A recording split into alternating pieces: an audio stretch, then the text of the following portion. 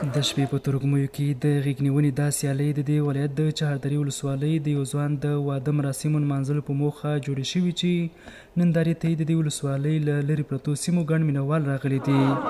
د لوبې مینهوال او لوبغاړي دا ډول سیالۍ د غېږ نیونې لوبې په ودې کې اغېزمنې ګڼي او تمه لري چې راتلونکي هم ورته سیالۍ په لاره واچول شي.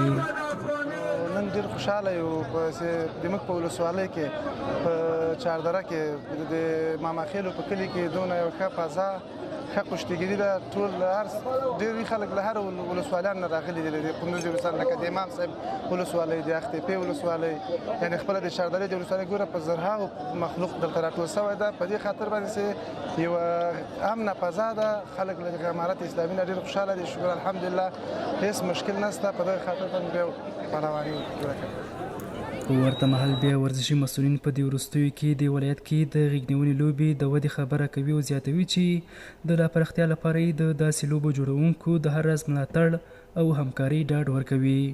تقاضای ما از دیگری سفیدا دیگر مردم هم است که مثل اینا وارد تویشان پهلوانی برگزار کنه که جوانان دور از مواد مخدر شوه. قریه ماماخیل شما میبینید صدها مردم آمده از هر ولسوالی، ریسفیدا، علما، جوانا گرد هم شیشته. د چهاردرې ولسوالۍ ځایي امنیتي مسؤلینو هم د دې ولسوالۍ اوسیدونکو او لوبغاړو ته د ورزش کولو د ډاډمن امنیت ډاډ ورکوي او وایي موږ خپل ملت ته ډاډ ورکوو چې الحمدلله فی الحال په چهاردرې ولسوالۍ کې هېڅ مشکل نشته. هر سړی کولی شي چې په ارامه فضا کې خپل خوشحالي ترسره کړي.